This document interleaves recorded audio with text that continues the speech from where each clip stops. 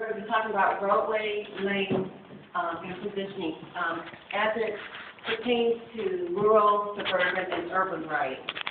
Everyone is familiar with urban riding, correct? Yes. You know what urban riding is? Urban. Riding in the city? Yes. Thank you. And suburban riding would be where? Around residential. Very good. Oh. Residential, neighborhood. And then rural would be? Exactly. So we're going to talk about the different lane positioning in those different areas. And the reason why this is important is so we can understand the correct position we should be in.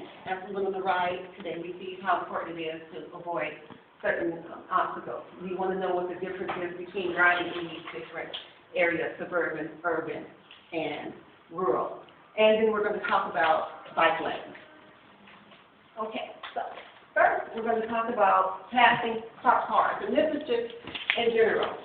This is not the right photo. I am so sorry. This should have been a parked car. It's not. This car is driving and he's riding his bike.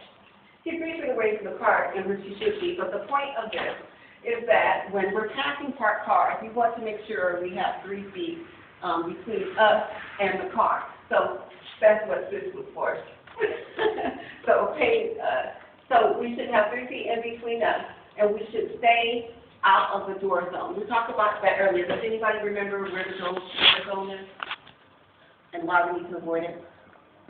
It's the area in which the car door opens that you need to avoid so you don't get doored. Thank you. And what does getting doored mean? Getting colliding with a door that's open. Right. Thank you.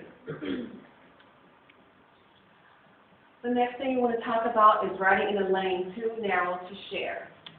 Basically, simply put, we want to take the lane. This photograph shows that perfectly. We see that this lane, there's not enough room for him to be over here. There's a lot going on close to the edge. You don't want to be there over there anyway. And there's only room for the car to go in the lane. There's not enough room for him to share. So he's taking the lane, and the car is appropriately going around him because he's moving slower. The next thing we want to talk about is riding in the right lane or riding in a very right lane. When we're riding in the right lane, there's enough room to share the lane. So we want to ride far enough to the right so that motorists can overtake or pass us, but not so far that we are in the guts and we have to deal with hazards. What kind of hazards do we deal with on the right-hand side of the road? Glass, debris, Cracks, dirt, changing pavement, gravel.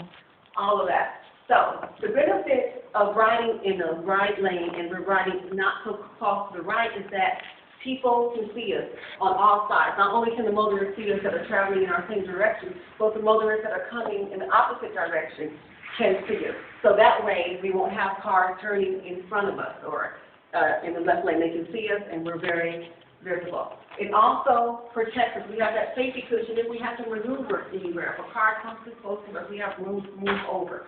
So there's a lot of benefits to riding in that area. Let's talk about rural roads. Here we have a lovely lady on the rural road. The point of a rural road is that there's a lot of curves and things that limits the visibility, not only for you and for other cars. And it's usually a narrow 2-lane highway, and a lot of times you have cars that are coming towards you, overtaking other cars, and they need to get past you.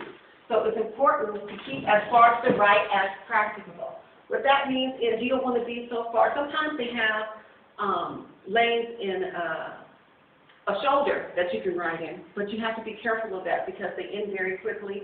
And on rural roads, there's mountains and there's a lot of gravel and things like that, and so you have to be careful of those types of hazards. Does anybody have any questions on rural roads?